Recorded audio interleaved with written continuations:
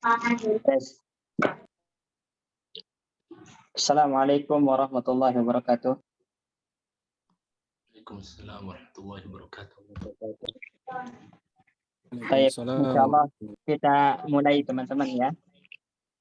Barakallahu fikum. Bismillahirrahmanirrahim. Alhamdulillahi rabbil alamin. Wassalatu wassalamu ala nabiyyina wa rasulina wa habibina Muhammadin wa ala alihi wa ashabihi wa man sara ala nahjihi ila yaumil qiyamah wa ba'du. Rabbana 'allimna ma yanfa'una wanfa'na bima 'allamtana wa zidna ilma. Allahumma la sahla illa ma ja'altahu sahlan wa anta taj'alul hazana in syi'ta sahla. Rabbi shrah li sadri wa yassir li amri wahlul 'uqdatam min lisani yafqahu qawli. Baik teman-teman sekalian, rahimani wa rahimakumullah. Insyaallah malam hari ini adalah merupakan pertemuan kedua kita mengkaji kitab Taqribul Faraid karya Dr. Abdurrahman bin Sulaiman Asy-Syamsan hafizahullah taala. Dan malam ini kita akan masuk ke al-babul awal, bab yang pertama, dan al-mabhasul awal, mabahas yang pertama dari kitab ini. Baik, yang bertugas membaca itu katanya Ustadz Muhammad Syamsur Rizal. Ada ya? Belum ada ya? Ada. Baik, tafadhal Syekh. Barakallahu fikum. Bismillahirrahmanirrahim. Qala al-musannifu hafizahullahu ta'ala. Al-mabhasul awwalu ta'rifu ilmi al-fara'id. Al-fardu lughatan al-hazzu wal-qat'u wat-taqdiru. Wa minhu qawluhu ta'ala fanisfu ma faradtum wa faradtum ay qaddartum. Bang belajar bang. Istilahan ilmun yu'rafu bihi al-warithu wa nasibuhu min al-irthi ay yu'rafu bihi man huwa asy-syakhsu alladhi yarithu al-mayyita wa ma hiya sifatu qurbihi minhu hatta ya'khudha nasibahu al-muhaddada lahu syar'an fala yazidu alayhi wa la yanqusu minhu li'alla yadhlima ghayrahu aw yadhlimahu ghayruhu. Baik. Qala al-muallif hafizahullahu ta'ala wa nafa'ana bihi wa bi'ulumihi fid dharain. Amin ya rabbal alamin. Beliau mengatakan al-mabhasul awwalu, pembahasan yang pertama dari bab yang pertama kitab Taqribul Faraid ini adalah ta'rifu ilmil faraidi, definisi dari ilmu faraid. Ya, apa yang dimaksud dengan ilmu faraid? Nah, ini perlu kita ketahui. Ya, Syekh mengatakan al-fardu lughatan al-hazzu wal qat'u wat taqdiru. Jadi al-fardu, faraid itu jamak dari al-fardu, ya. Dan al-fardu itu secara bahasa adalah al-hazzu wal qat'u wat taqdiru. Ketiga kata ini mutaqaribul makna, maknanya berdekatan. Kalau dalam bahasa kita bisa artikan dengan jatah atau bagian, ya. Wa minhu qauluhu ta'ala fanisfu ma faradtum. Di antara makna al-hazzu wal qat'u wat taqdir itu ditunjukkan oleh firman Allah Subhanahu wa taala fanisfu ma faradtum. Wa faradtum ay qaddartum. Jadi maknanya takdir, bagian yang telah kalian tetapkan. Ya, setengah, separuh dari apa-apa yang telah kalian jatahkan, dari apa-apa yang kalian tetapkan. Maka faraid secara bahasa itu adalah jamak dari al-fardu, dan al-fardu itu sendiri itu kita artikan dengan jatah bagian, yaitu jatah-jatah yang telah ditetapkan secara syariat. Nah, ini. Kemudian wastilahan, adapun secara istilah ilmun yu'rafu bihi al-warisu wa nasibuhu minal irsi. Jadi ilmu yang dengannya diketahui siapa ahli waris dan berapa jatahnya dari warisan yang ditinggalkan oleh mayit. Nah, dari definisi ini kita ketahui teman-teman, pertama yang namanya faraid itu adalah al-ilmu. Dia ilmu yang bersifat yakin, ilmu yang bersifat pasti. Ya. Kenapa? Karena dia qat'iyud dalalah, secara dalalah itu qat'i dalam aglabul masail, dalam sebagian masalah-masalah atau sebagian besar masalahnya itu sifatnya qat'i. Kemudian juga qat'iyus tsubut, karena yang Allah langsung yang menjelaskan di dalam Al-Qur'an. Jadi sabit secara pasti, secara qat'i, kemudian dalalahnya juga qat'i di sebagian besar masalah-masalah faraid. Sehingga kita bisa simpulkan yang namanya ilmu faraid itu adalah tauqifi. Dia tauqifiyah. Artinya tidak ada andil ijtihad di dalam situ. Di sebagian masalahnya ya. Di sebagian besar masalahnya. Nanti ada beberapa masalah yang memang kemasukan ijtihad. Namun di sebagian besar masalah-masalah faraid itu tauqifiyah. Harus dilandaskan kepada Al-Quran dan Sunnah dan tidak ada andil ijtihad di situ. Makanya ilmu faraid itu adalah ilmu yang pasti, ilmu yang qat'i, ilmu yang yakin. Ya, dengan ilmu ini kita bisa mengetahui siapa ahli waris, siapa ahli waris, siapa bukan ahli waris. Kemudian kalau dia ahli waris, nanti harus kita ketahui sebab kenapa dia menjadi ahli waris. Ya, terus kita harus ketahui jihahnya, yaitu sifat kedekatannya dengan mayit. Apakah dia anaknya mayit, apakah dia bapaknya mayit, ibunya mayit, saudara kandungnya mayit, itu harus diketahui. Untuk nanti bisa ketahuan berapa jatahnya. Jadi bukan hanya mengetahui siapa ahli waris saja, tapi juga harus diketahui jihatul irsi, yaitu sifat kedekatannya dengan mayit. Yaitu apakah dia istrinya, apakah dia pamannya, apakah dia kakeknya, bapaknya, ibunya, anaknya, cucunya, dan seterusnya. Itu juga harus diilmui. Ya. Kemudian wa nasibahu minal irsi, juga diilmui dengan ilmu faraid ini kadar jatah yang didapat dari warisan. Dan juga kita tambahkan di sini wa kaifiyatul hisab, bagaimana cara menghitungnya. Jadi kalau kita simpulkan teman-teman, ilmu waris itu adalah ilmu yang mengkaji tentang siapa yang ahli waris, siapa yang bukan ahli waris. Kalau dia ahli waris, sebabnya apa dia menjadi ahli waris.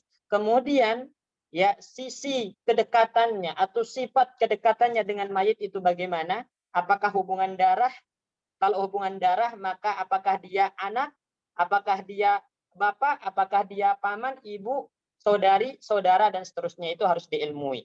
Setelah itu baru kita bisa menentukan nasibuhu minal irsi. Berapa jatahnya dari warisan yang ditinggalkan oleh mayit, dan kaifiyatul hisab, bagaimana cara menghitungnya. Ya, bagaimana cara menghitungnya. Jadi poinnya ilmu waris itu menjelaskan kepada kita siapa ahli waris, siapa bukan ahli waris, kemudian berapa jatahnya, dan bagaimana cara menghitungnya. Nah, ini ilmu waris. Makanya saya mengatakan di sini, yu'rafu bihi man huwa asy-syakhsu alladzi yarisul mayyita. Jadi dengan ilmu ini kita bisa mengetahui siapa orang yang mewarisi mayit. Ya, siapa orang yang menjadi ahli warisnya mayit. Ya. Wa ma hiya sifatu qurbihi minhu, dan bagaimana sifat kedekatannya dengan mayit. Maksudnya jihatul irsinya. Ya, kedudukannya ke mayit itu sebagai apa? Nah, itu juga harus diilmui dan itu dikaji dalam ilmu faraid, ya. Hatta ya'khudha nasibahu al-muhaddada lahu syar'an. Nah, karena dengan mengetahui jihatul irsi, sifat kedekatannya dengan mayit, kita bisa mengetahui kadar bagian atau jatah bagiannya secara syar'i. Ya, karena Allah telah menetapkan di dalam Al-Qur'an siapa ashabul furud dan berapa jatahnya itu sudah ditetapkan. Nah, makanya penting mengilmui sifat kedekatannya ke mayit atau sisi dan posisinya ke mayit itu sebagai apa. Nah, ini supaya ketahuan nanti berapa jatahnya secara syar'i, ya.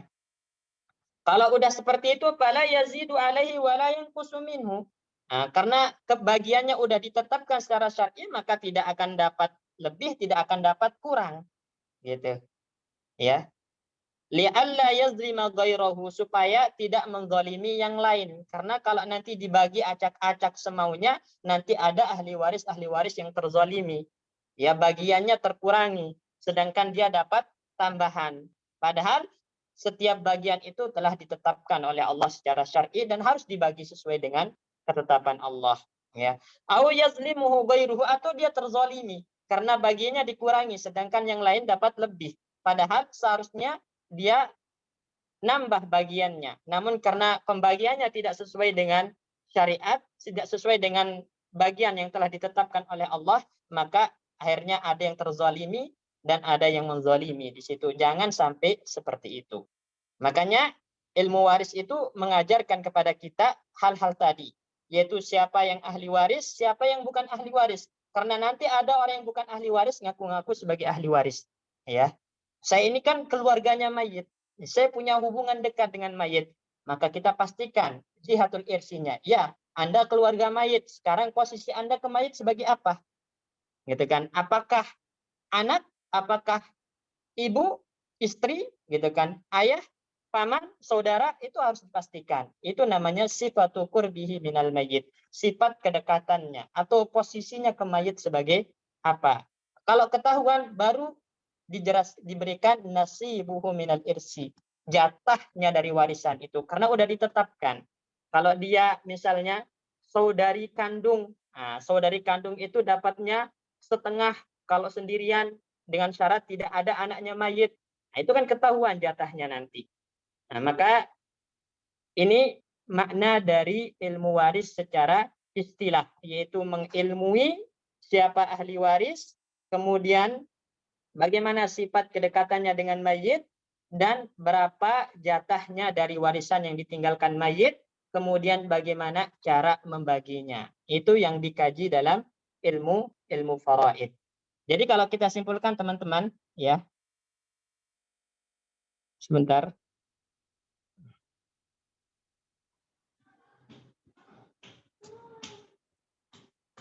Ya.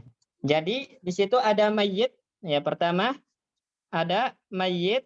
Nah, kemudian setelah mayit itu ada ahli waris, kita bilang. Nih, ahli waris. Setelah ahli waris itu ada jatah. Nah, ahli waris ini yang diilmui itu pertama sebab dia menjadi ahli waris. Sebab, ya, sebabnya menjadi ahli waris. Kemudian yang kedua, jihah. Jihah itu adalah sifat kedekatan dengan mayit. Sifat kedekatan dengan mayit.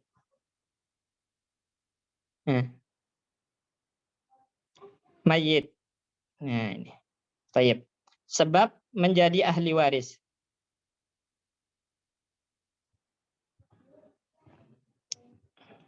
Ini harus antum ilmui. Jadi harus diilmui, ya. Kalau dia ahli waris, maka harus diketahui sebabnya dia menjadi ahli waris. Ya, apakah pernikahan, apakah nasab, hubungan darah, gitu kan? Harus ada alasannya, harus ada faktornya. Kalau udah ketahuan sebabnya, baru jihahnya. Jihahnya itu sifat kedekatannya dengan mayit. Apakah dia anaknya mayit? Apakah dia usulnya mayit, ibu dan bapaknya mayit? Apakah dia hawasyinya mayit? Saudara, saudari, paman, ya. Mayit itu harus diilmui. Setelah kita mengilmui itu, baru kita bisa menentukan jatahnya. Berapa jatahnya? Jadi kita simpulkan di sini, ilmu waris itu mengkaji tentang siapa ahli waris, ya. Kemudian berapa jatahnya? Nah, ini secara syar'i, ya. Dan siapa yang bukan ahli waris juga akan ketahuan dengan mengetahui siapa yang ahli waris. Baik, barakallahu fikum. Ya.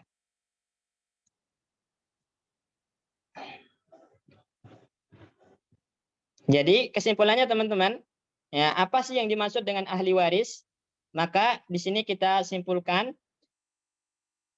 ilmu waris itu adalah ilmu, ya, jadi dia ilmu teman-teman. Yang namanya ilmu itu yakin sifatnya, ya. Dia yakin, dia pasti. Nah, sehingga tidak ada mahallul ijtihad, di situ tidak ada andil ijtihad dalam hal ini karena dia tauqifi. Allah Subhanahu wa taala yang menetapkan kadar-kadarnya, jatah-jatahnya, dan siapa yang ahli waris. Jadi nggak bisa antum ijtihad di situ. Kemudian dia mengkaji tentang siapa yang berhak menjadi ahli waris, siapa yang berhak menjadi ahli waris. Ya. Kalau ketahuan dia ahli waris, baru berapa bagiannya, nah, berapa jatahnya. Setelah ketahuan jatahnya, bagaimana cara membaginya, bagaimana cara menghitungnya. Jadi ilmu waris itu mengkaji siapa yang ahli waris, berapa jatahnya, dan bagaimana cara menghitungnya. Ahli waris, bagiannya, dan pembagian, penghitungan. Ya, baik. Ini makna dari ilmu faraid secara istilah. Barakallahu fikum. Dilanjut, Syekh.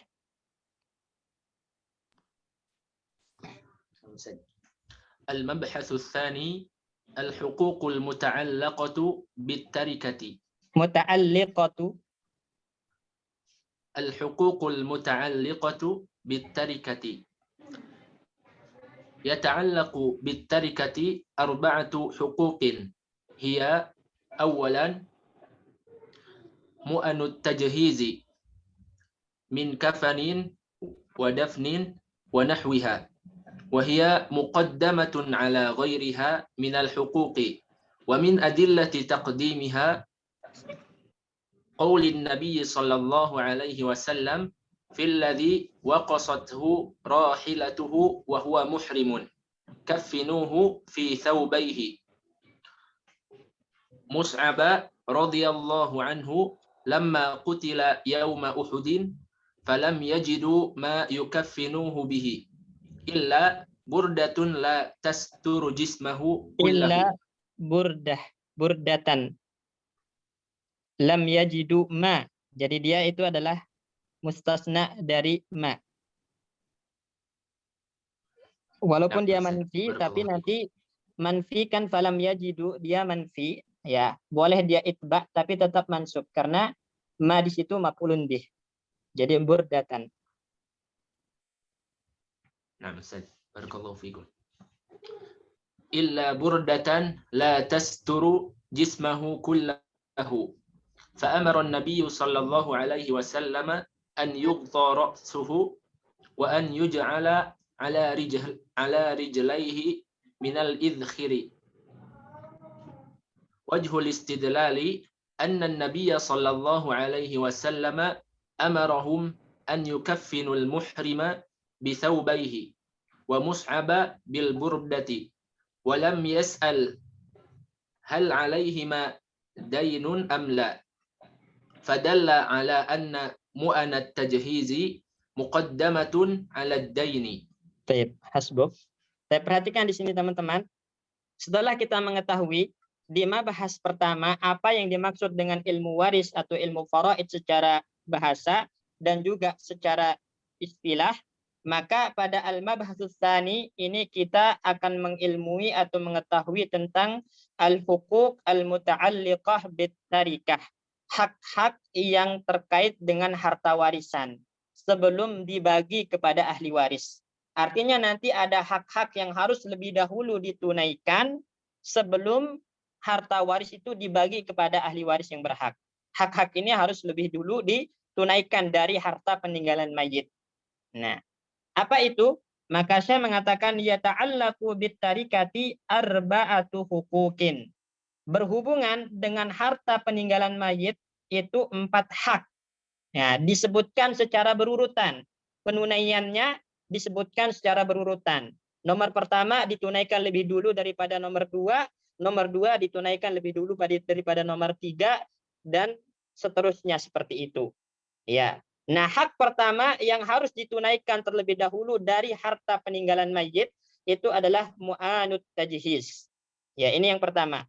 Mu'anut tajhiz, yaitu biaya prosesi jenazah ini. Jadi biaya prosesi jenazah itu diambil dari harta peninggalan mayit. Dan ini mazhabnya Imam Ahmad. Dalam mazhab Hambali, hak yang harus ditunaikan terlebih dahulu dari harta mayit sebelum dibagi kepada ahli waris itu adalah mu'anut tajhiz, biaya prosesi jenazah. Adapun dalam mazhabnya jumhurul ulama, ya Malikiyah, Syafi'iyah, Hanafiyah, itu lebih mengedepankan hutang untuk ditunaikan lebih dahulu dibandingkan dengan mu'anut tajhiz ini. dibandingkan dengan biaya prosesi jenazah. Ya, jadi mazhab yang dirajihkan oleh penulis di sini adalah mazhab Hambali, yaitu mengedepankan biaya prosesi jenazah daripada utang. Harus ditunaikan lebih dahulu daripada utang. Ya, makanya mu'anut tajhiz itu apa? Min kafanin wa dafnin wa nahwiha. Jadi biaya prosesi jenazah dari harga kain kafannya dibelikan dari harta peninggalan mayit, upah ya, pemakamannya, upah gali kuburnya, dan yang semisalnya dari biaya-biaya yang dibutuhkan ketika proses ya pemandian, pengapanan, pemakaman, itu diambil dari harta peninggalan mayit ya. Nah, saya mengatakan wahya muqaddamatun ala ghairiha minal hukuk. Jadi biaya prosesi jenazah ini muqaddamah, didahulukan ala ghairiha minal hukuk, dari hak-hak selainnya ya.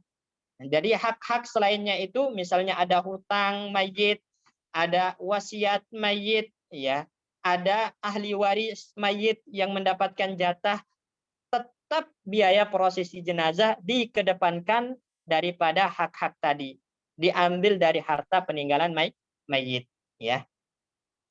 Min adillati taqdimiha, dalil-dalil ya yang menunjukkan kalau biaya prosesi jenazah ini dikedepankan dari hak-hak yang ada, yaitu qaulun Nabi sallallahu alaihi wasallam fil ladzi waqasathu rahilatuhu wa huwa muhrimun. Sabda baginda Nabi sallallahu alaihi wasallam ya tentang orang yang ya diseruduk atau orang yang meninggal karena diseruduk oleh tunggangannya ya dalam keadaan muhrim, dalam keadaan ihram. Nah, maka Nabi mengatakan kafinuhu fi saubaihi. Kapankan orang ini dengan kedua pakaiannya. Ya, pakaian itu harta, teman-teman. Ya. Dan Nabi memerintahkan untuk menunaikan prosesi jenazahnya, itu pengkapanannya menggunakan pakaiannya, tidak menanyakan apakah ada utang. Ya, fulan ini punya utang apa enggak gitu kan. Kalau punya utang kan seharusnya baju itu bisa dijual untuk membayar utangnya. Tapi Nabi lebih memilih untuk menjadikan baju peninggalannya itu sebagai kain kafan. Sehingga ini dalil yang menunjukkan bahwasanya prosesi jenazah itu diambil dari harta peninggalan mayit dan dikedepankan daripada hutang. Jelas ini teman-teman ya. Ini dalil yang pertama. Kemudian dalil yang kedua yaitu sahabat yang mulia Mus'ab radhiyallahu anhu lamma qutila yauma Uhudin, ketika dia syahid pada perang Uhud ya. Beliau syahid pada perang Uhud, falam yajidu ma yukaffinuhu bihi. Jadi para sahabat tidak mendapati ada kain untuk mengkafaninya illa burdah, kecuali burdah. Burdah itu pakaiannya ya. Ya, la tastur jismahu kullah, yang mana itu tidak cukup untuk menutupi seluruh badan sahabat Mus'ab ya. Jadi cuma satu pakaian yang dikenakan dan itu tidak cukup untuk menutupi seluruh tubuhnya. Fa amara an-nabiy sallallahu alaihi wasallam ayyughta ra'sahu wa ayyuj'ala rijlaihi minal idkhir. Jadi Nabi memerintahkan ya untuk menutup kepalanya dari menggunakan burdah tadi dan menjadikan di kedua kakinya itu idhir. Idhir itu kayak rerumputan ya, rumput-rumput kering. Nah, ini. Jadi di sini ya Nabi Shallallahu alaihi wasallam tidak menanyakan apakah Mus'ab punya hutang. Karena burdah itu pakaian yang merupakan harta peninggalan Mus'ab. Kalau memang hutang dikedepankan, maka Nabi akan menanyakan apakah Mus'ab punya hutang. Kalau punya, jual bajunya untuk bayar hutang. Jual burdah ini untuk bayar hutang. Tapi Nabi enggak mengatakan seperti itu. Malah sebaliknya Nabi memerintahkan untuk mengkafani Mus'ab ya dari burdah yang dia tinggalkan. Maka diambil dari hadis ini bahwasannya biaya prosesi jenazah mayit itu dikedepankan daripada hak-hak yang lain ya, dan itu menggunakan harta peninggalan mayit sendiri ya. Baik. Saya mengatakan wajhul istidlal ya, sisi pendalilan dari dua hadis ini, anna Nabiy sallallahu alaihi wasallam amarahum an yukaffinu al-muhrima bi thawbayhi. Nabi memerintahkan para sahabat untuk mengkafankan orang yang muhrim, orang yang ihram ini dengan kedua pakaian yang dia tinggalkan. Dan wa Mus'aba, ya, mengkafankan sahabat Mus'ab bil burdah, dengan burdah yang dia tinggalkan. Walam yas'al hal alaihi madainun, dan Nabi tidak bertanya apakah yang muhrim ini dan sahabat Mus'ab punya hutang atau tidak, enggak ditanyakan oleh Nabi. Tapi Nabi langsung memerintahkan untuk mengkafankan mereka dari harta yang ditinggalkan. Maka ini dalla ala anna mu'anat tajhiz muqaddamatun ala dain, menunjukkan bahwasannya prosesi jenazah biayanya itu dikedepankan daripada hutang, dan itu menggunakan harta peninggalan mayit. Ya, intinya teman-teman, dalam mazhab Hambali, ya, biaya prosesi jenazah itu harus ditunaikan lebih dahulu dari harta peninggalan mayit dibandingkan dengan hutang mayit. Ini. Tapi berbeda dengan mazhab jumhurul ulama, maka mereka lebih mengedepankan hutang, harus ditunaikan lebih dahulu dibandingkan dengan mu'anud tajhiz, biaya prosesi jenazah. Tapi yang lebih kuat insya Allah yang sesuai dengan dalil apa yang dikuatkan oleh Syekh di sini. Wallahu a'lam. Baik. Lanjut. Dalil yang kedua dari kias.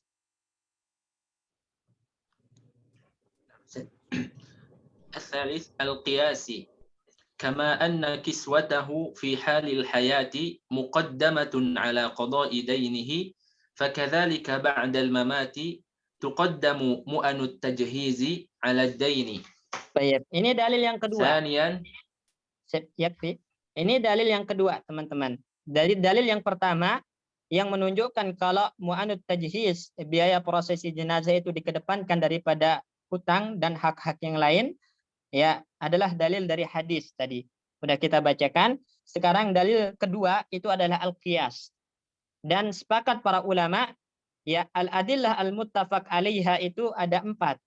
Ya, ada 4, Al-Qur'an, sunnah, ijma', qiyas, gitu kan. Nah, berkah qiyas ini termasuk dalil yang kuat, ya. Nah, qiyasnya bagaimana? Kama anna kiswatahu fi halil hayah muqaddamatun ala qada'i dainihi, fakadzalika ba'dal mamati tuqaddamu mu'anud tajhizi ala dain. Sebagaimana dalam keadaan hidup, ya, menutup aurat, ya, itu dikedepankan daripada membayar hutang. Jadi antum punya hutang, ya, kemudian kalau jual pakaian itu aurat akan terbuka. Mana harus dikedepankan? Dikedepankan tetap menutup aurat. Ya, itu dalam keadaan hidup. Begitupun dalam keadaan mati, maka biaya prosesi jenazah itu dikedepankan daripada bayar hutang. Nah, ini dikiaskan, kondisi telah mati dikiaskan kepada kondisi ketika hidup, yaitu menutup aurat itu dikedepankan daripada hutang ketika masih hidup. Ya, maka begitupun mengkafani mayit agar auratnya tertutupi dari harta peninggalannya itu dikedepankan daripada bayar hutang si mayit. Jelas ini insyaallah ya. Barakallahu fikum. Lanjut.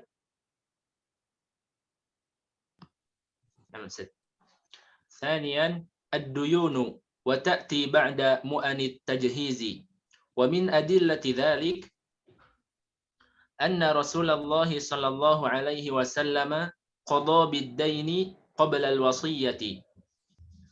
والثاني الإجماع وممن نقل الإجماع الترمذي حيث قال وهذا الحديث عليه العمل عند عامة أهل العلم أنه يبدأ بالدين قبل الوصية.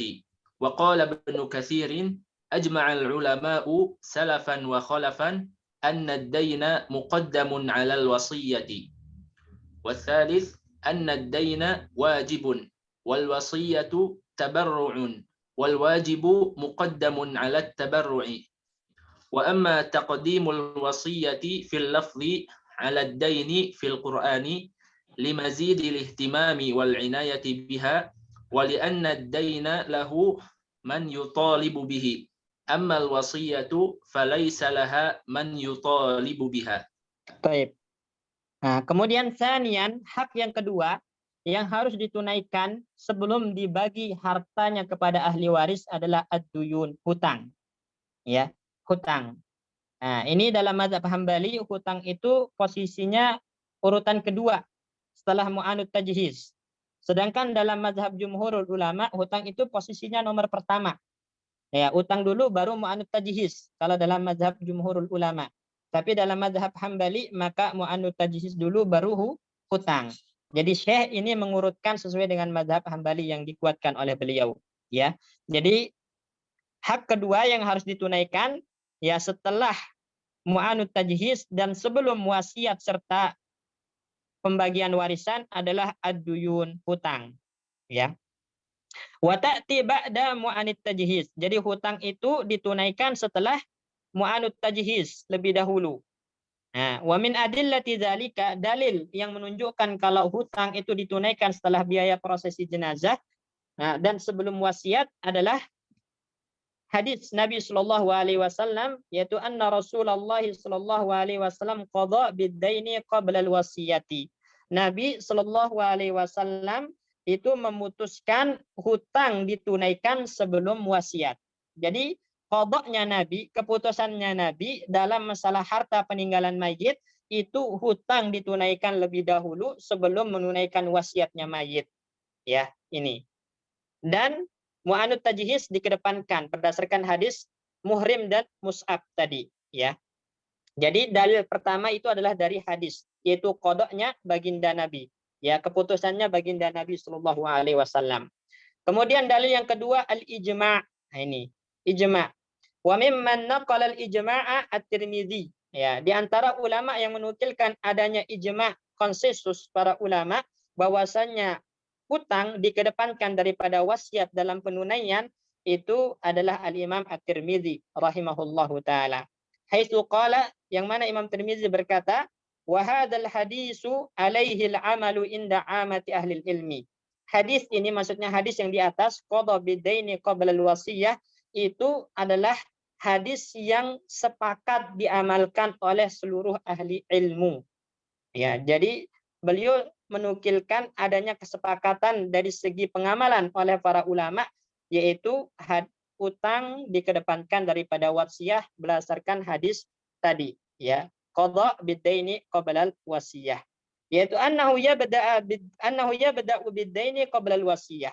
Bahwasanya baginda Nabi itu memulai dengan penyebutan hutang sebelum wasiat. Ya, artinya Nabi menunaikan hutang mayit dulu baru menunaikan wasiatnya. Maka utang dikedepankan daripada wasiat, ya. Wa qala Ibnu Katsirin, Imam Ibnu Katsir mengatakan, ajma'al ulama'u salafan wa khalafan anna ad-daina muqaddamun 'alal wasiyati. Ya, sepakat para ulama ya dari dulu, maksudnya ulama-ulama terdahulu dan belakangan ya pada masa beliau itu bahwasanya hutang dikedepankan daripada wasiat dalam penunaian. Ya, ini. Jadi ditunaikan dulu hutang baru ditunaikan setelahnya wasiat.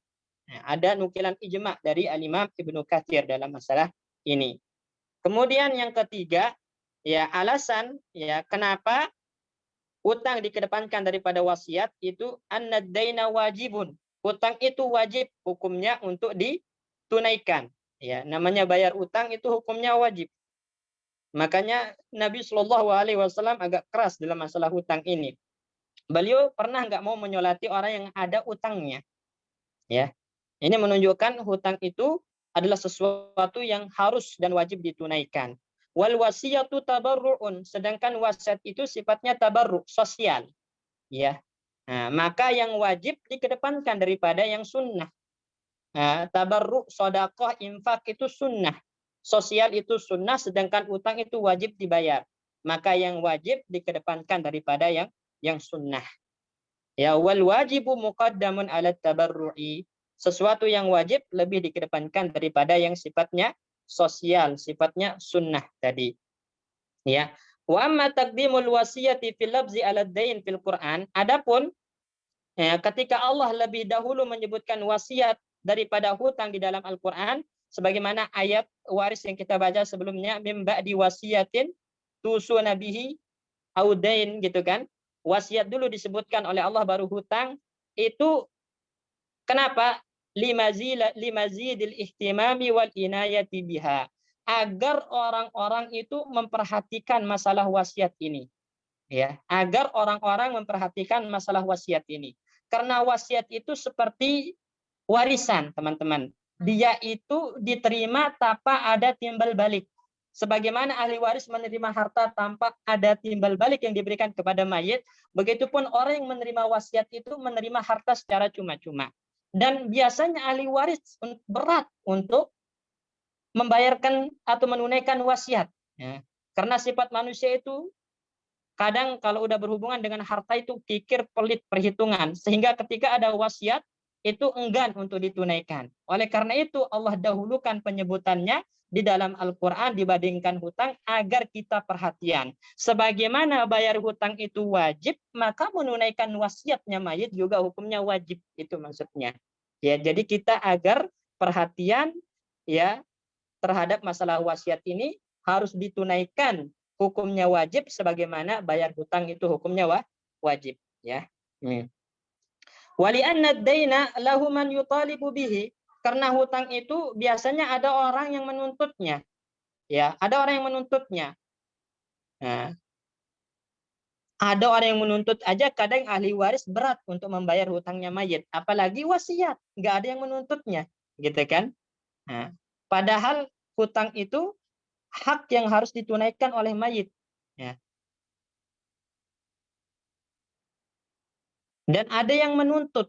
Nah, kalau tadi mayit punya utang sama saya, nah, berbeda dengan wasiat itu cuman pemberian cuma-cuma.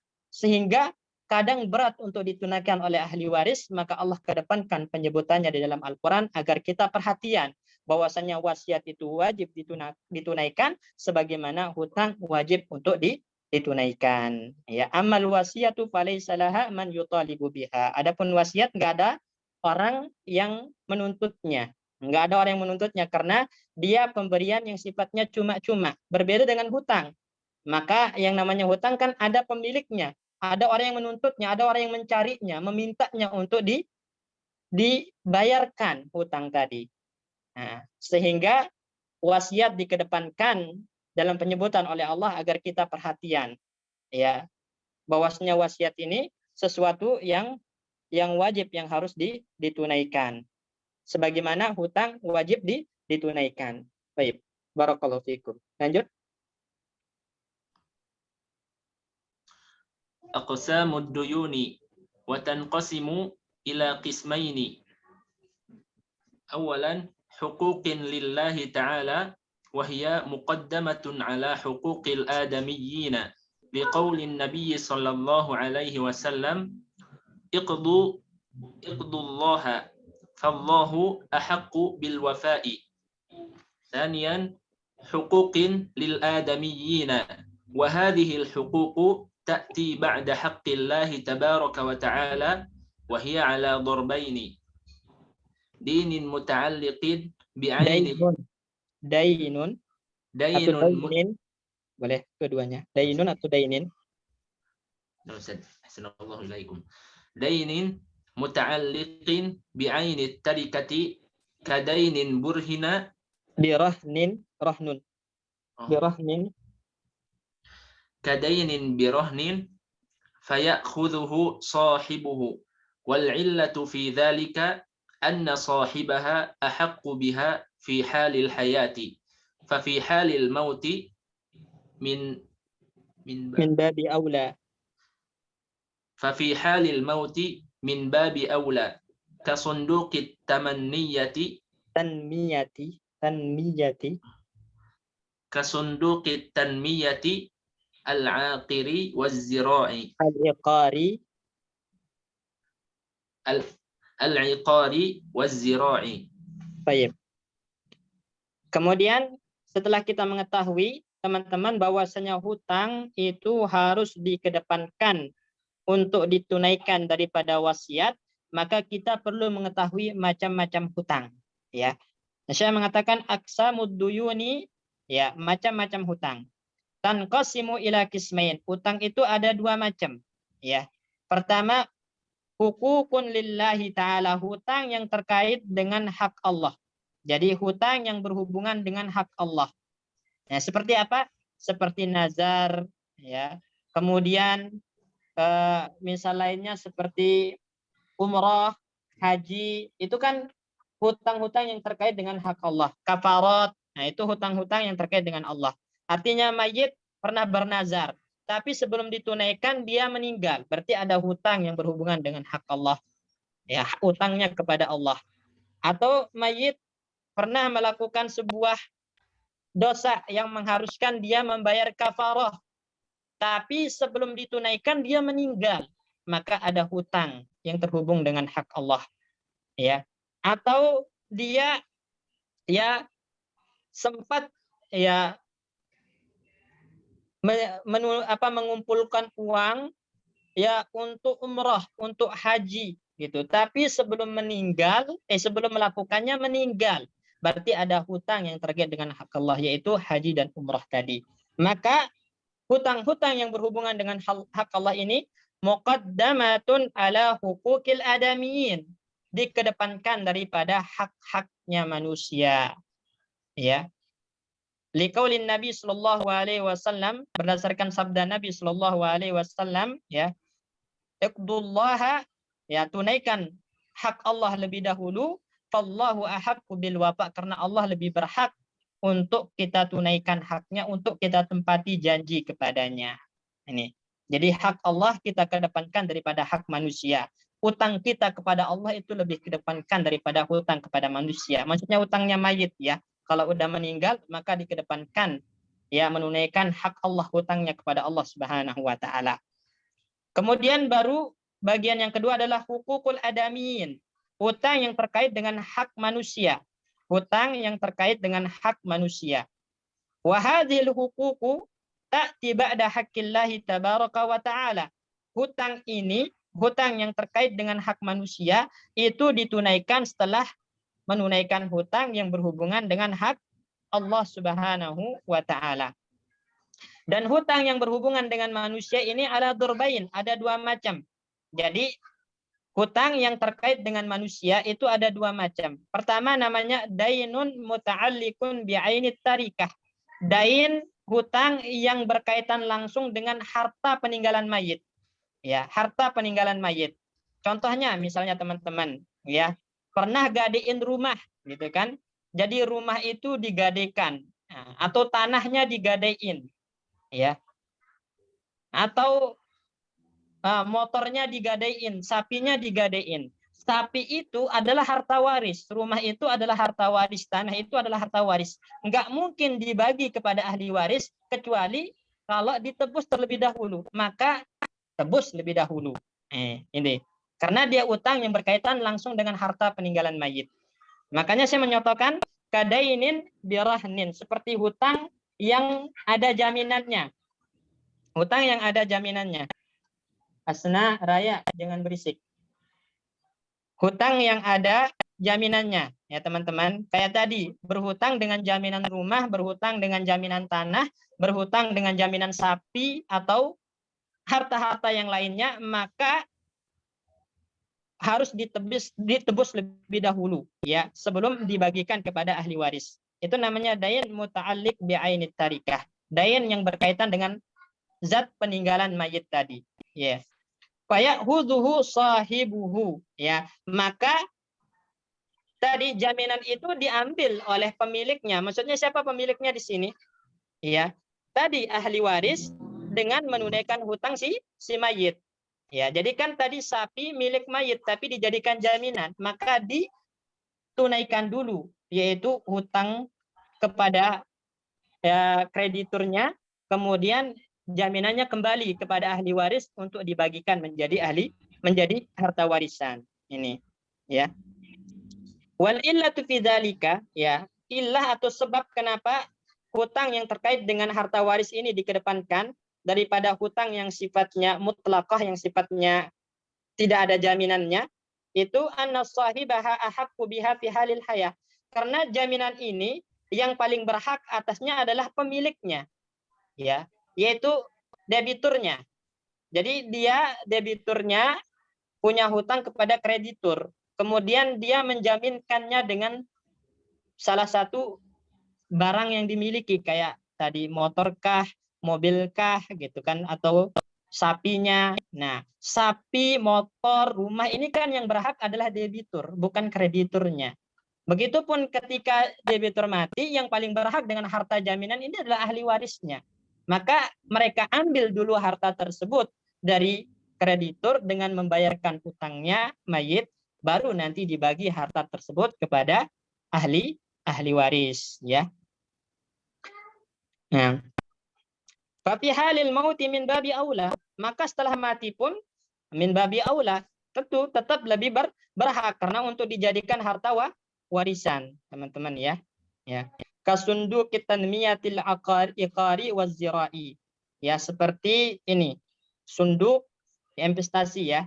Investasi bangunan, ya, apartemen dan yang semacamnya. Misalnya dia investasi jaminannya apartemen, investasi jaminannya ya tanah, jaminannya kebun dan semacamnya, maka itu ditunaikan terlebih dahulu hutang-hutang yang berjamin ini, ya. Baru nanti setelahnya hutang-hutang yang sifatnya mutlaqah. Nah, coba dibaca hutang mutlaqah ini, Syekh.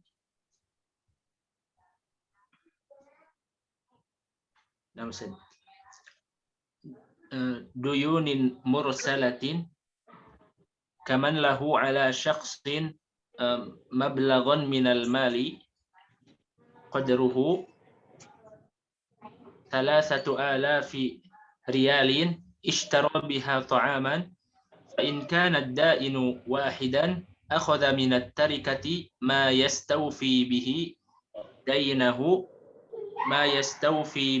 daynahu in kanat at-tarikatu tafi bihi wa in lam tafi bihi akhadha al-mawjuda. Baik. Kemudian jenis yang kedua atau macam utang yang kedua itu adalah duyunun mursalah. Jadi hutang manusia itu ada dua macam. Hutang yang dia menjaminkan, dia menitipkan jaminan. Nah, karena dari utang tersebut ada jaminannya utang tersebut. Kedua, utang yang sifatnya mutlaqah atau mursalah, hutang tanpa jaminan. Hutang tanpa jaminan. Maka seperti kaman lahu ala syahsin mablagan minal mali, seperti orang yang punya hutang kepada orang lain sejumlah uang, sejumlah harta tanpa ada jaminan. Contohnya misalnya dia punya hutang 3.000 rial digunakan untuk beli makanan, ya, makanan. Maka ini namanya hutang mursalah, teman-teman. Hutang mutlaqah karena dia hutang tanpa jaminan, ya. Atau hutang yang tidak langsung terikat dengan harta peninggalan mayit. Berbeda dengan hutang jaminan tadi. Nah, jaminan itu kan harta yang ditinggal mayit. Ya, harus dibebaskan lebih dahulu sebelum dibagi kepada ahli waris. Ini. Berbeda dengan hutang mutlaqah. Hutang yang mursalah maka nggak ada kaitannya dengan harta peninggalan mayit sama sekali di situ. Nah, untuk dibagikan kepada ahli waris nggak ada. Tapi itu memang murni hutang si mayit, murni hutang si mayit. Maka ditunaikannya setelah duyun yang ada jaminannya tadi, ya. Fa in kana ad-da'inu wahidan akhadha min at-tarikah. Kalau krediturnya itu satu orang, maka dia mengambil dari peninggalan mayit itu sesuai dengan hutangnya mayit, ya. Misalnya mayit meninggalkan 6.000 real, sedangkan hutangnya adalah 3.000 real, maka diambil 3.000 real sama kreditur ini, ya. Jadi dia mengambil dari peninggalan mayit itu ma yastaufi bihi dainah, ya. Itu sesuai dengan utangnya kepada kreditur tadi. 3.000 ya diambil 3.000, sisa 3.000 itu dibagi kepada ahli waris jika tidak ada wasiat, ya. Wa in kanat tarikah tapi bihi. In kanat tarikah tapi bihi. Jika peninggalan mayit itu cukup untuk membayar utang. Wa in lam tapi bihi akhadal mawjuda. Kalau ternyata peninggalan mayit tidak cukup untuk bayar utang, diambil semua yang ditinggalkan oleh mayit. Tadi misalnya utangnya 3.000, ya, sedangkan peninggalannya itu cuma 1.000 real atau hutangnya 100 juta. Harta yang ditinggalkan mayit 50 juta. Diambil 50 juta ini sama kreditur semuanya untuk bayar hutang mayit. Jadi nggak ada harta yang dibagi ke ahli waris. Nah, karena tadi utang dikedepankan daripada pembagian warisan kepada ahli waris. Baik. Jelas ini teman-teman ya. Jadi kalau peninggalannya cukup untuk bayar hutang, maka harus dibayar semua, dilunasi semua hutangnya. Kalau ada sisa itu yang dibagi ahli waris. Tapi kalau ternyata peninggalan mayit itu nggak cukup untuk bayar hutang, maka semua yang ditinggalkan mayit itu diambil oleh kreditur tadi, ya. Nah, dan tidak ada yang dibagikan kepada ahli waris karena hutang dikedepankan daripada pembagian warisan kepada ahli waris. Baik, barakallahu fikum. Lanjut. نعم أستاذ. وإن كان الغرماء أكثر من واحد ولم تفي التركة جميع ديونهم تقاسموا الموجود من التركة بنسب ديونهم وذلك بتطبيق القاعدة التالية نصيب الدائن. Apa Ustaz ini gimana bacanya Ustaz? Benar, nasibud daini ya. Yusawi Nasibud daini yusawi malud daini tudrabu bitarikah, dikalikan. Nah, Ustaz. Tudrabu bitarikah. Nah, malud daini tudrabu bitarikati. Kemudian fi jami'id duyun atau tuksam ala jami'id duyun. Tapi perhatikan di sini. Jadi kaidahnya gini teman-teman.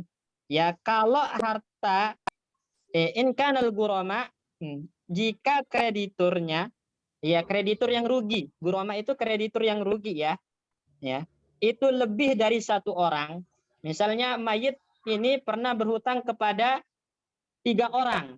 Ya, 3 orang. Dan ketiga orang ini akan rugi. Karena apa? Karena lam tafit tarikah jami'a duyunihim. Karena peninggalan mayit ini nggak cukup untuk bayar hutangnya kepada kreditur yang 3 ini. Maka taqasamul mawjuda minat tarikah binisabi duyunihim. Jadi harta peninggalan mayit itu dibagi kepada kreditur yang 3 itu sesuai dengan kadar hutang mayit kepada mereka. Nah, bagaimana caranya? Nah, jadi gini teman-teman, kalau mayit berutang kepada 3 orang, kemudian ternyata harta peninggalan mayit nggak cukup untuk bayar utang kepada 3 orang ini, nggak cukup untuk melunasi utangnya, maka semua harta tadi diberikan kepada kreditur yang 3 ini. Caranya bagaimana? Pertama, nasibud dain, ya. Itu nasibuddin, bagian kreditur yang diperoleh dari harta peninggalan mayit itu cara menghitungnya adalah pertama malud dain. Ya, malud dain. Ya. Hartanya kreditur, ya. Ya, hartanya kreditur. Ini. Kemudian dikali dengan peninggalan mayit, ya. Dikali dengan peninggalan mayit dibagi dengan total hutang. Nah, total hutang. Nah, ini coba perhatikan contohnya. Ya, coba dibaca contohnya, Syekh.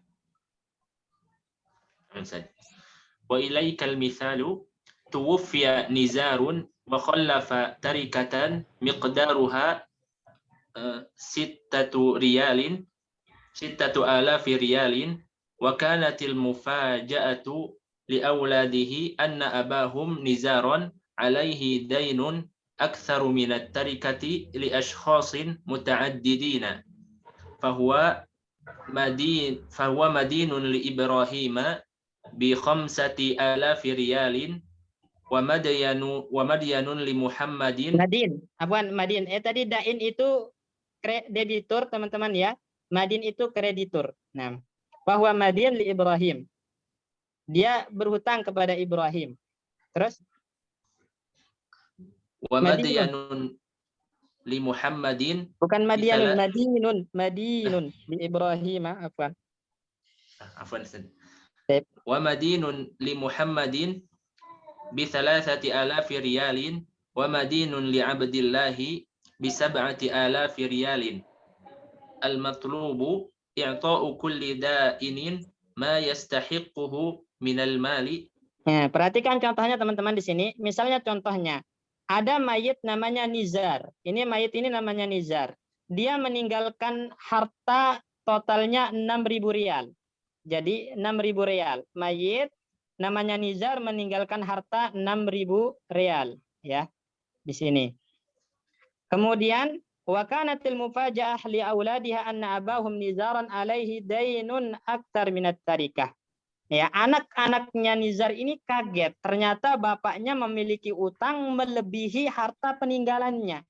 Dan itu kepada kreditur yang berbeda-beda. Ya, Nizar ini adalah debiturnya Ibrahim. Jadi Nizar punya hutang kepada Ibrahim 5.000 real. Ya, dia punya hutang kepada Ibrahim 5.000 real. Perhatikan. Ya, hutang pertama totalnya 5.000 real. Ya. Kemudian wa madinun li Muhammadin, ya. Di sini ya, tiga apa ya? Salah satu alaf ya, salah satu alaf real, 3.000 real ini. Jadi punya hutang kepada Muhammad 3.000 real. Juga punya hutang kepada Abdullah 8.000 real. Sedangkan harta peninggalannya itu 6.000. Total hutangnya berapa, teman-teman? 5.000 tambah 3.000 tambah 7.000, 15.000. Total hutang 15.000, sedangkan harta peninggalan 6.000. Berarti lebih banyak hutang daripada harta peninggalannya.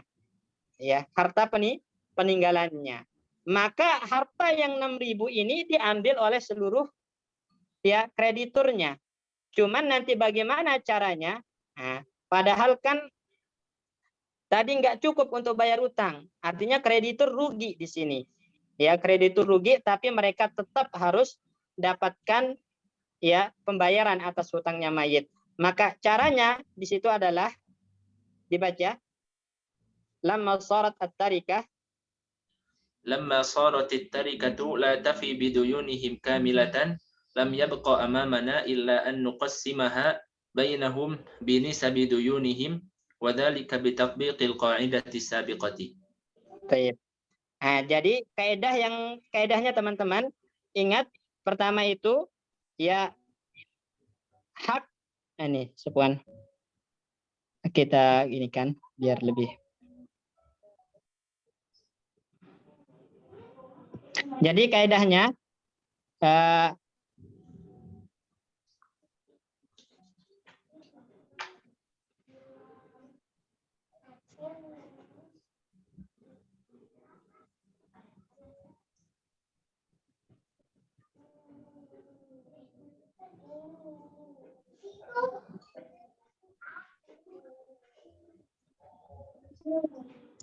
jadi kaedahnya itu pertama hak kreditur ya atau hak kreditur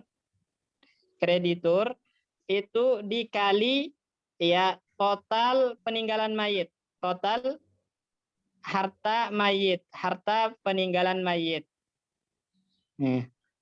Baru dibagi seluruh hutang, ya total seluruh hutang.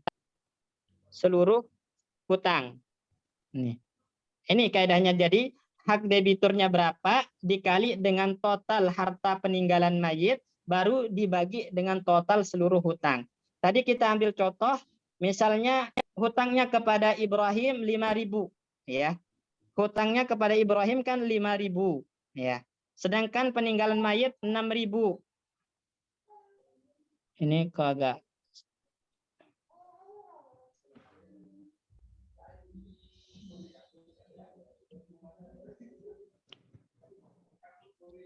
Rp5.000 teman-teman dikali 6.000 ya, baru dibagi jumlah hutang. Jumlah hutangnya 15.000. Nah, sama dengan berapa? Ketahuan di sini sama dengan 2.000 real ya. Jadi 2.000. Nah, 2.000. Berarti Ibrahim mendapatkan 2.000 dari peninggalan mayit tadi. Nah, jadi ruginya berapa? 3.000 ruginya Ibrahim. Karena hutangnya mayit kepada Ibrahim 3.000, tapi yang ditunaikan 2.000 ya. Dan seterusnya seperti itu. Baik. Jelas insyaallah teman-teman ya. Jadi ingat kaidahnya, nasibud dain ya, bagian kreditur dari hutang yang ditinggalkan oleh debiturnya itu caranya bagaimana? Total hak kreditur berapa? Total hutang mayit berapa kepada krediturnya. Kemudian harta peninggalan mayit berapa, gitu kan? Dan total seluruh hutangnya berapa. Nah, ini jadi hak kreditur dikali dengan jumlah peninggalan mayit dibagi dengan total hutang mayit secara menyeluruh. Nah, hasilnya itu adalah yang dibagikan kepada debiturnya, krediturnya, afwan. Jelas teman-teman ya? Coba dibaca, Syekh. Nasibud dain. Nasibu Ibrahim, langsung dibaca Nasibu Ibrahim. Nasibu Ibrahim min tarikati nizarin Baca aja, biasa aja. Sama dengan, biar cepat. Sama dengan 6.000 dikali 5.000 dibagi 15.000. Ya, jadi yang 5.000 ini apa? Yang 5.000 ini total haknya Ibrahim, ya kan? Ya. 5.000 ini total haknya Ibrahim, teman-teman. Karena Nizar punya hutang ke Ibrahim 5.000. Ya, sedangkan 6.000 ini total harta peninggalan Nizar. Total harta peninggalan mayit. Dan 5.000 adalah hak Ibrahim yang dihutang oleh si Nizar. Kemudian jumlah total hutangnya adalah 15.000. Berarti 5.000 itu maluddain, haknya kreditur. 6.000 itu tarikah, total peninggalan mayit. Kemudian 15.000 itu adalah jami'ud duyun, total hutang menyeluruh mayit. Berarti 5.000 kali 6.000 bagi 15.000, hasilnya 2.000. Maka Ibrahim mengambil 2.000.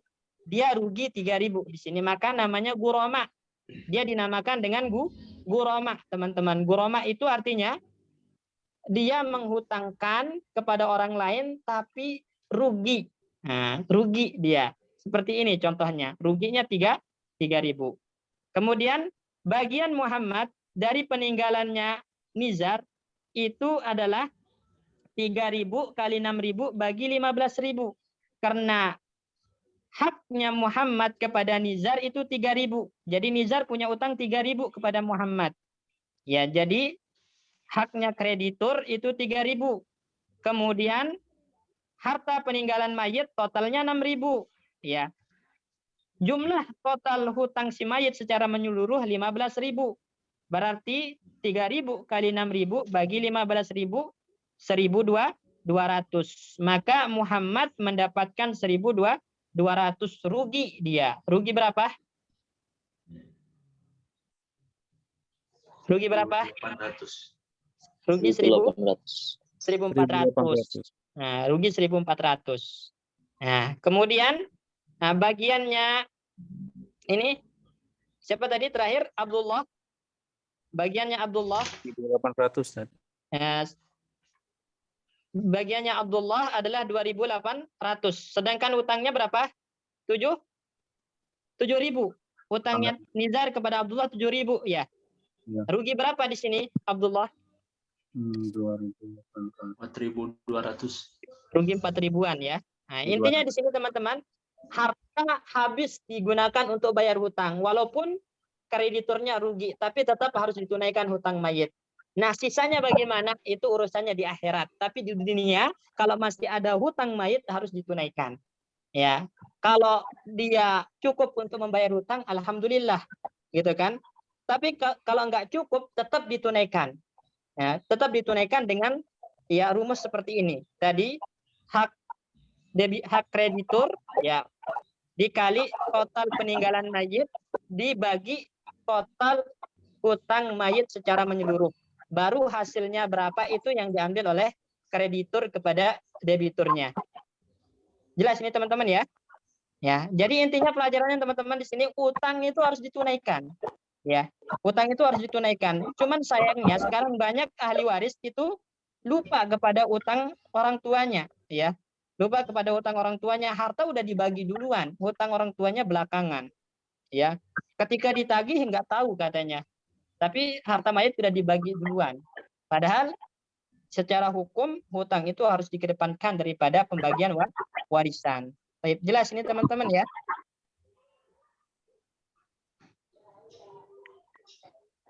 Jadi ingat rumusnya teman-teman ya. Hak kreditur dikali dengan total peninggalan mayit dibagi dengan total hutang ya secara menyeluruh. Maka itu nanti yang diambil oleh krediturnya. Ya wallahu alam. Selanjutnya, siapa yang baca? Tadi Muhammad itu ada nggak yang minta baca? Muhammad Syamsul Rizal. Tafadhal. Bismillahirrahmanirrahim. Bismillahirrahmanirrahim. Qala al-mu'allifu hafizahullah ta'ala. Thalisan al-wasiyatu. Wa dalilu taqdimil wasiyati 'alal warasati qauluhu ta'ala ba'da dzikrihi nasibal warasati. Mim ba'di wasiyati yusi biha audain. Fahada dalilun sarihun annal wasiyata muqaddamatun ala i'ta'il warasati nasibahum minal mirasi. Wa yanbaghi an yu'lama fil wasiyati salah satu umurin hiya alla tazida ala sulusi liqaulihi sallallahu alaihi wasallam li Sa'din hina ista'danahu an yusiya bimalihi ats-tsulutsu wa tsulutsu katsirun. Atsani alla takuna liwarithin liqauli sallallahu alaihi wasallam innallaha a'ta kulla dzi haqqin haqqahu fala wasiyata liwarisin. Atsalitsu alla takuna alwasiyatu fi amrin muharramin kaman yusi lidauril lahwi liduril lahwi. Baik. Kemudian salisan, ya, sebentar. Salisan ini hak yang ketiga, teman-teman ya.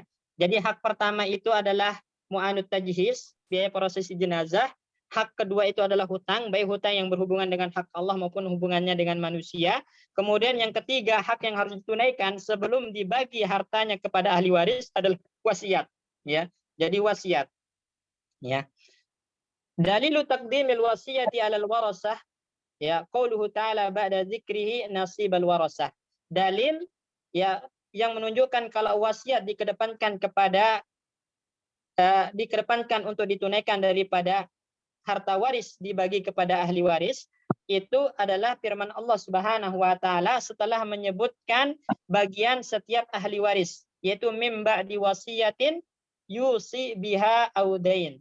Jadi harta waris dibagikan kepada ahli waris itu setelah wasiat. Artinya wasiat dulu yang ditunaikan, baru warisan.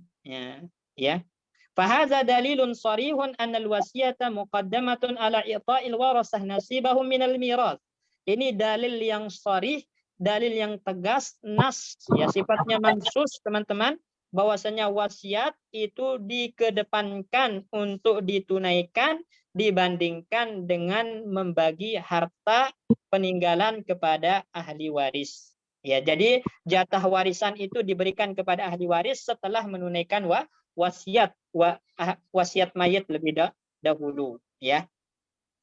Nah, saya mengatakan wayan bagi ayu lama fil wasiyati salah satu umurin. Ada 3 hal penting yang perlu kita ketahui tentang wasiat ini. Sebenarnya bukan 3 hal aja, ya. Kalau kita rinci itu mungkin ada 9 hal yang harus kita ilmui tentang masalah wasiat ini. Nah, coba kita bahas satu persatu 9 hal ini atau hal-hal penting ini, teman-teman yang berhubungan dengan wasiat, karena wasiat itu erat hubungannya dengan harta peninggalan mayit, ya. Nah, maka perlu untuk kita ilmui secara detail, ya. Nah.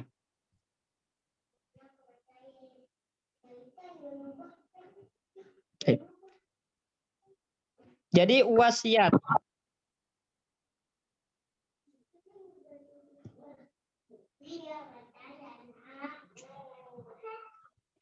Wasiat ini teman-teman. Ya, wasiat itu pertama itu antum tunaikan setelah meninggalnya orang yang berwasiat. Atau wasiat itu disyariatkan. Pertama, wasiat disyariatkan. Wasiat disyariatkan, ya. Untuk siapa? Untuk orang yang banyak hartanya. Jadi wasiat disyariatkan untuk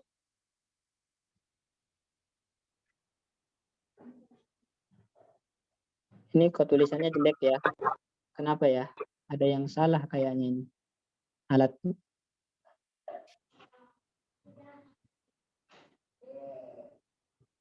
Untuk orang yang meninggalkan banyak harta. Banyak harta. Nah, penting teman-teman. Jadi wasiat itu disyariatkan untuk siapa? Untuk yang meninggalkan banyak harta. Kalau antum orang kaya, disunahkan untuk memiliki wasiat. Disyariatkan untuk berwasiat. Ya. Kemudian yang kedua, wasiat itu ditunaikan, ya, ditunaikan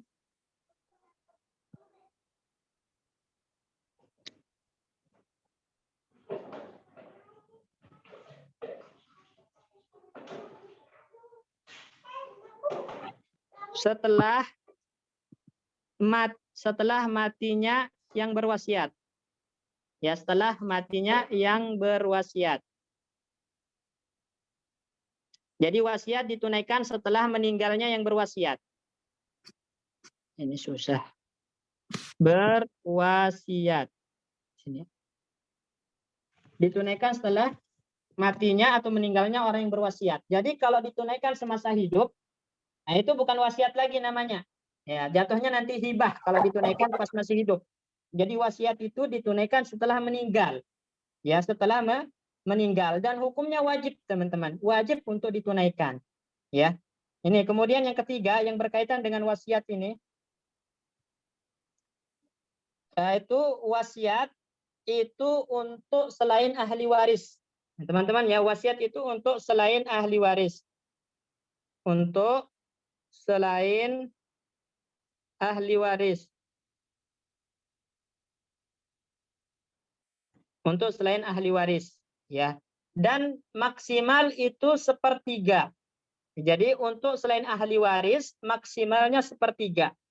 Kecuali suami atau istri.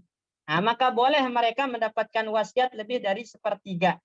Ya, contohnya misal teman-teman, ada mayit meninggalkan istri dan tidak ada ahli waris yang lain. Maka istri itu dapatnya 1/4 di situ. Plus wasiat. Ya. Nah, wasiatnya lebih nggak 1/3? Harta itu lebih nggak dari 1/3, teman-teman?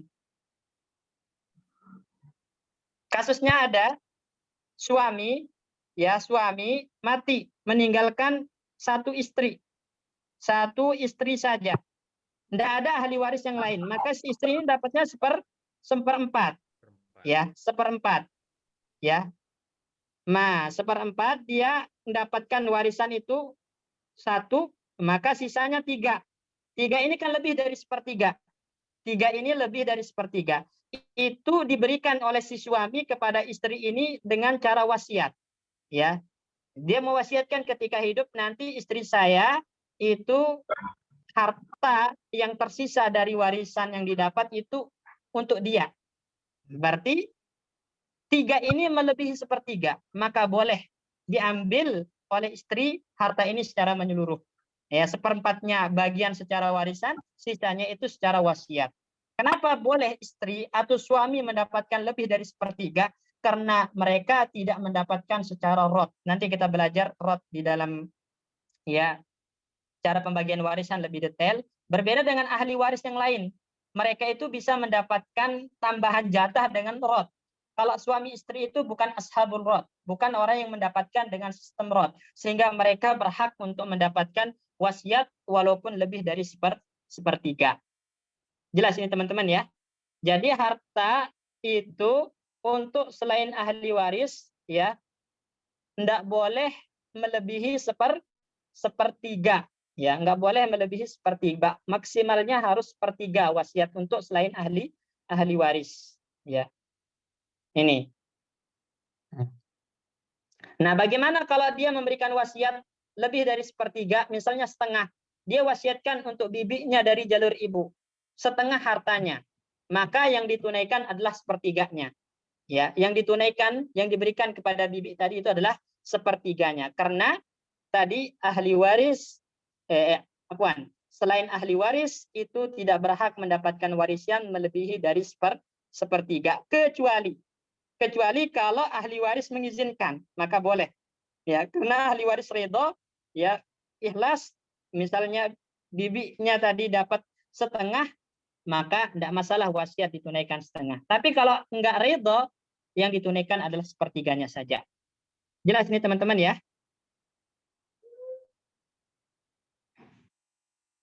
Baik. Kemudian yang keempat, ya, ahli waris tidak berhak untuk mendapatkan wasiat. Tadi kan wasiat untuk selain ahli waris maksimal sepertiga. Sedangkan ahli waris sendiri itu nggak boleh mendapatkan wasiat. Ahli waris nggak boleh mendapatkan wasiat. Kecuali kalau sisa ahli waris ikhlas atau mengizinkan, maka ahli waris boleh mendapatkan wasiat dengan izin dan keridhaan ahli waris yang lain. Tapi secara hukum asal, ahli waris itu nggak berhak mendapatkan wasiat. Ini. Dan boleh mewasiatkan seluruh hartanya kepada satu orang atau kepada lembaga dengan catatan mayit nggak punya ahli waris. Jadi boleh kita berwasiat seluruh harta kita diberikan kepada fulan, alan atau lembaga tertentu dengan catatan kita nggak punya ahli waris. Kalau kita punya ahli waris maka maksimalnya harus sepertiga. Kecuali kalau ahli waris mengizinkan maka boleh lebih. Boleh lebih dari sepertiga. Tapi nggak boleh seluruh harta. Ya, nggak boleh seluruh harta. Bolehnya adalah ketika kita nggak punya ahli waris. Ini. Jelas teman-teman ya. Kemudian selanjutnya, ya. Jika mayit ini berwasiat ketika masih hidup untuk ahli waris, nah, maka tadi kan hukumnya ahli waris nggak berhak mendapatkan wasiat. Ya, tapi pas si mayit meninggal, ternyata penerima wasiat yang ahli waris ini bukan ahli waris lagi karena terhalangi, maka wasiat ditunaikan. Ana gambarkan contohnya ke antum biar lebih jelas. Kita gambarkan misalnya teman-teman, ya ada Ahmad. Ini Ahmad mati, ya. Pertama meninggalkan ibu dia. Jadi Ahmad mati meninggalkan ibu, ya. Kemudian dia meninggalkan saudara, ya, saudara kandung, meninggalkan anak, ya, laki-laki. Perhatikan di sini teman-teman. Nah, ibunya ini dirawat oleh saudaranya, ya, dirawat oleh saudaranya. Dan Ahmad ini orang kaya.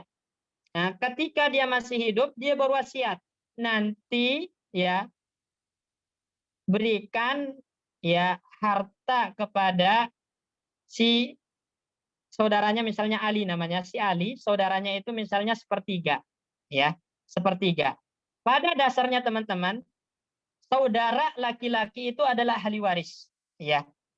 Nah, dia berwasiat ketika masih hidup. Namun pas dia meninggal, maka saudara laki-laki ini ternyata terhalangi dari warisan karena ada anak laki-laki. Maka wasiat yang sepertiga ini ditunaikan. Wasiat yang sepertiga ini ditunaikan.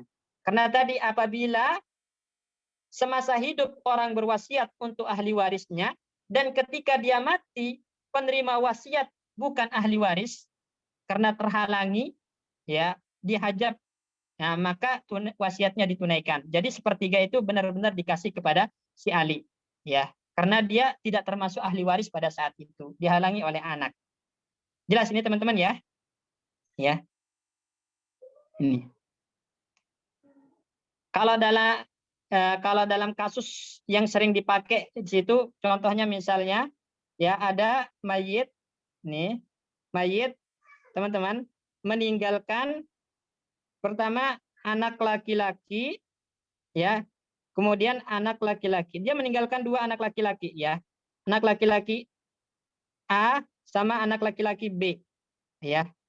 Kemudian sama istri misalnya, sama ibu. Nah, ini ibu.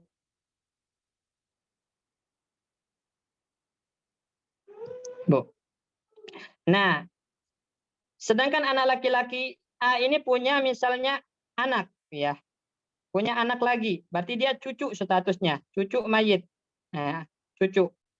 Ini udah mati, anak laki-laki A mati, ya.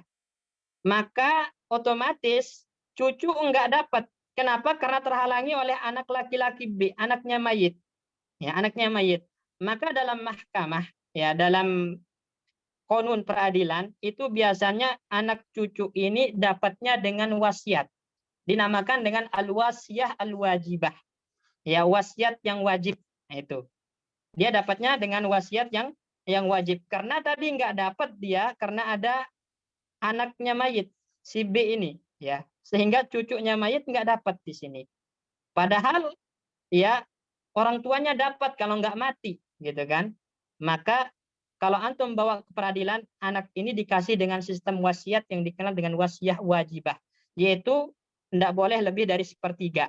Ya, dapatnya wasiat dengan cara wasiat, namun kurang dari sepertiga dikasihnya. Ya, ini. Baik.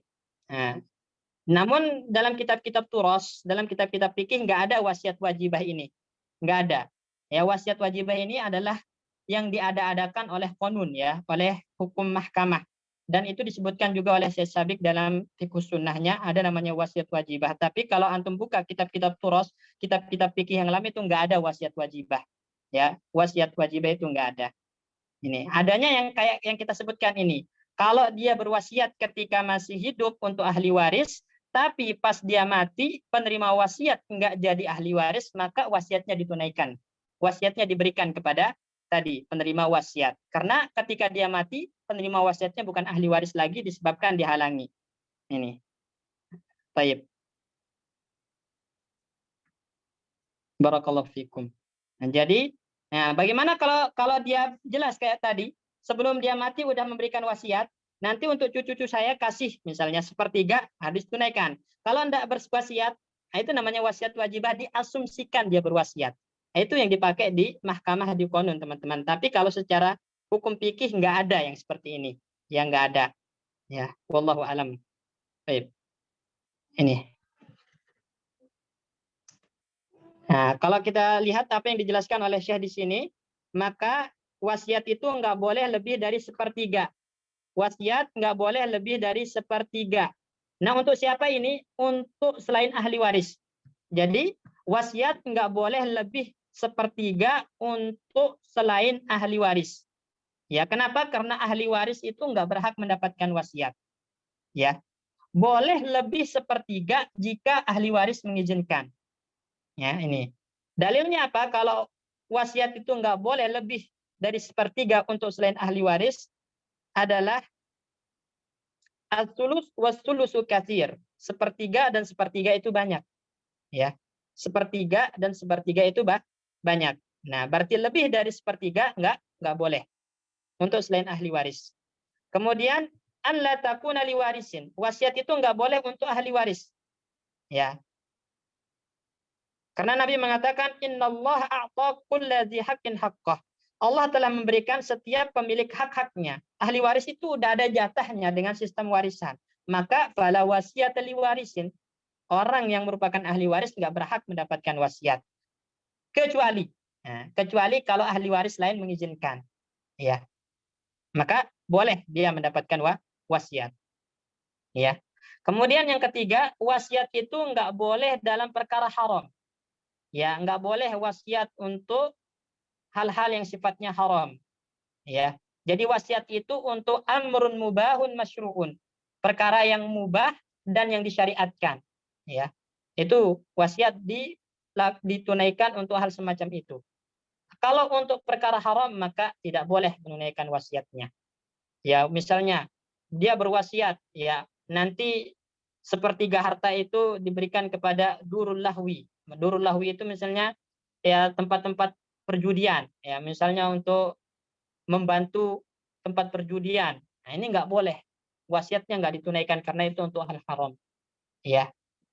Ya, atau contoh lain misalnya, ya nanti sepertiga hartanya diberikan kepada misalnya ya untuk makam ini, makam itu supaya dimegahkan. Nah, enggak boleh karena itu sesuatu yang haram. Nah, ini. Jadi wasiat itu enggak boleh untuk amrun muharram, tapi ditunaikan untuk amrun masyru'un mubah, perkara yang masyru' dan mubah. Ya, jadi teman-teman kesimpulannya wasiat itu ya antum tunaikan ketika mayit sudah meninggal. ya. Kemudian wasiat itu untuk selain ahli waris, batas maksimalnya adalah 1/3, kecuali untuk suami atau istri maka boleh lebih dari itu karena mereka bukan ashabur rod, tadi kita jelaskan. Kemudian yang keempat, boleh wasiat itu bagi selain ahli waris melebihi 1/3 dengan izin dan keridhaan ahli waris. Ingat, dengan izin dan keridhaan ahli waris. Boleh berwasiat dengan semua harta itu bagi yang nggak punya ahli waris. Kalau punya ahli waris maka nggak boleh dia mewasiatkan seluruh hartanya, nggak boleh. Maksimal 1/3. Ini. Terus ahli waris itu tidak berhak mendapatkan wasiat kecuali bila ahli waris lain mengizinkan. Ini diingat ya. Nah, dan selanjutnya jika mayit semasa hidupnya berwasiat untuk ahli waris dan ketika dia mati penerima wasiatnya tidak menjadi ahli waris karena dihalangi, maka ditunaikan wasiat tersebut. Ditunaikan wasiat tersebut, ya.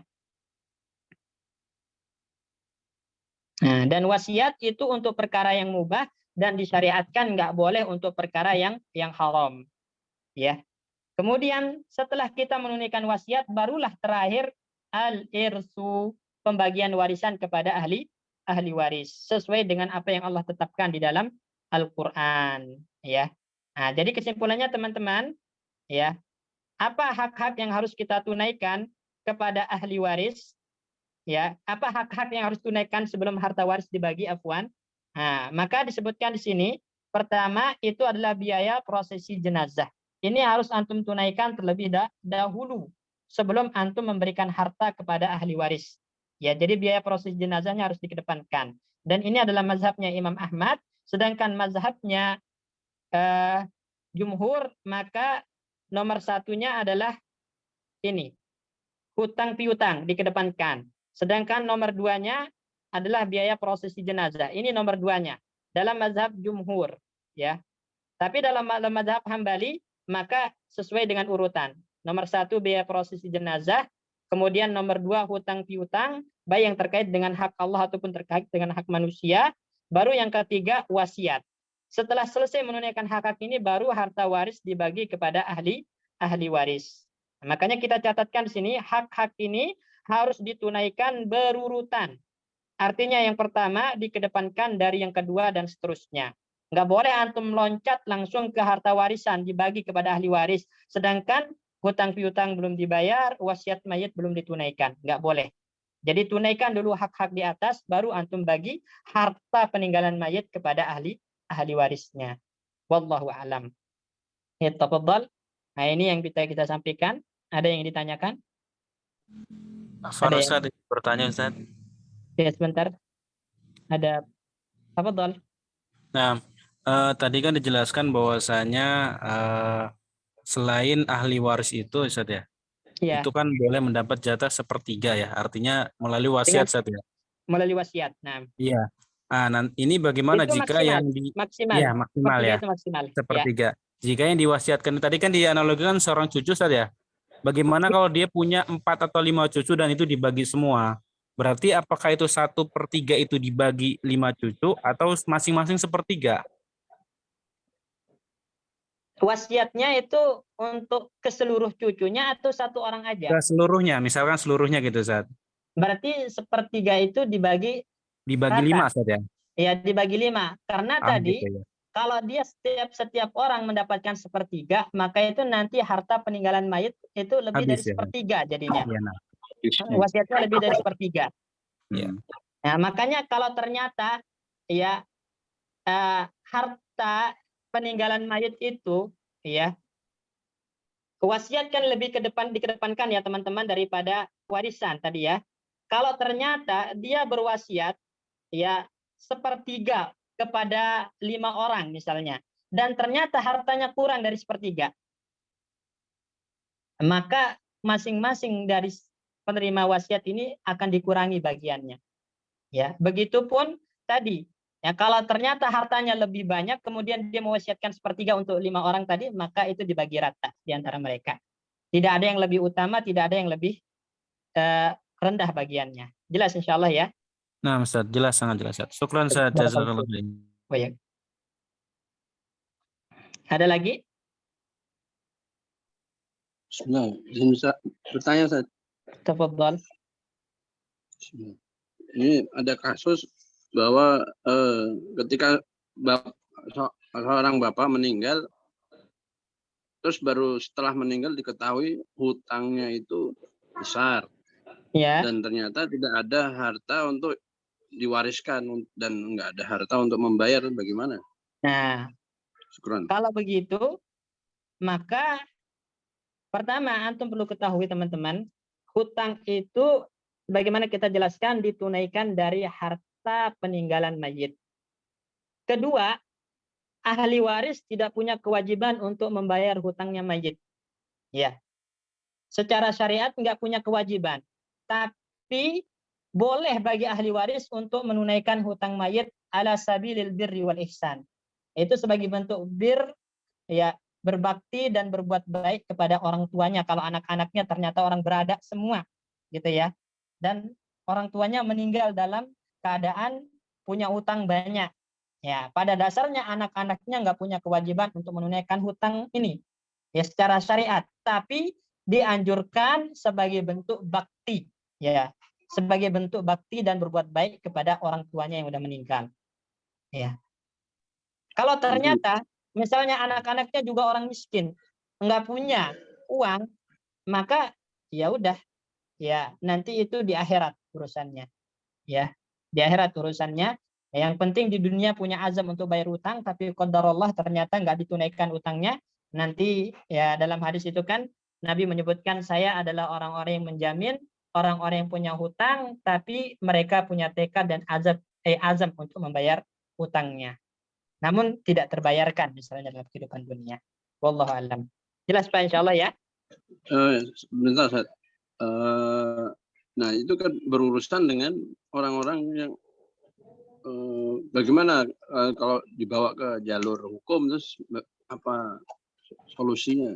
Nah, kalau jalur hukum itu udah beda lagi. Karena kita nggak berbicara tentang hukum positif ya, hukum negara kita. Kita nggak berbicara tentang hukum negara kita.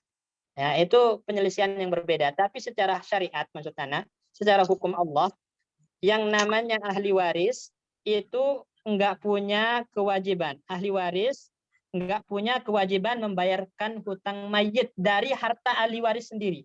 Ya, misalnya anak-anaknya mayit orang kaya semua.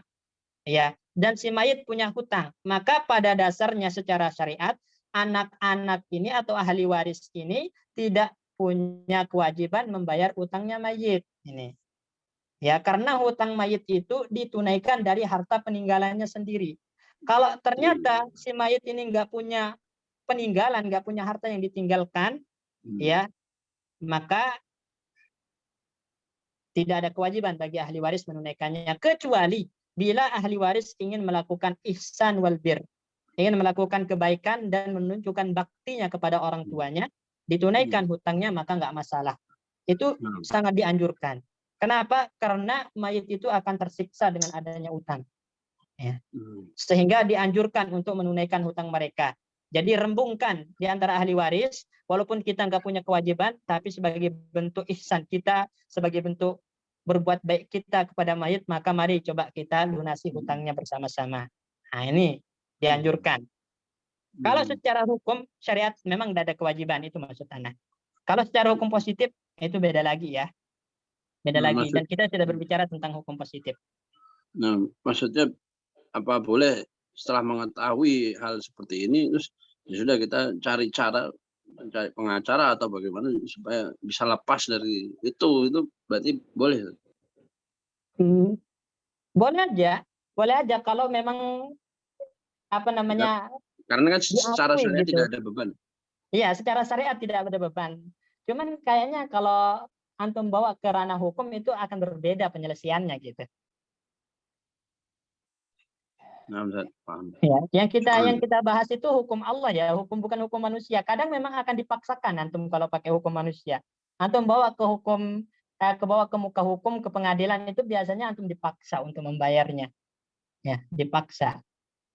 Nah. Tapi kalau secara hukum Allah, maksudnya ahli waris itu nggak punya kewajiban membayar hutangnya mayit.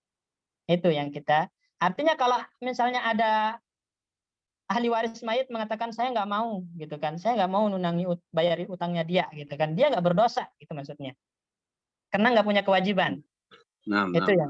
Baik. Syukran, Ustaz. Afwan. Ada lagi? Nggak ada ya. Barakallahu fikum. Nah, intinya teman-teman ya diingat ini ya. Dan 4 hak ini harus ditunaikan secara urutan. Ya jangan kita karena udah tergiur harta peninggalan mayit, akhirnya harta dibagi sedangkan yang sebelumnya tidak ditunaikan. Barakallahu fikum. Ya.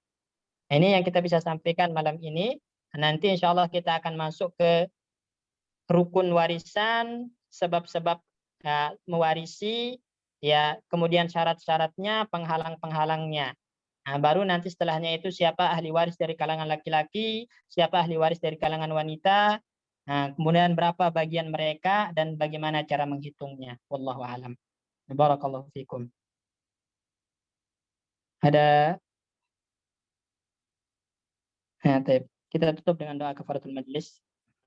Subhanakallahumma bihamdika. Assalamualaikum warahmatullahi wabarakatuh. Waalaikumsalam warahmatullahi wabarakatuh.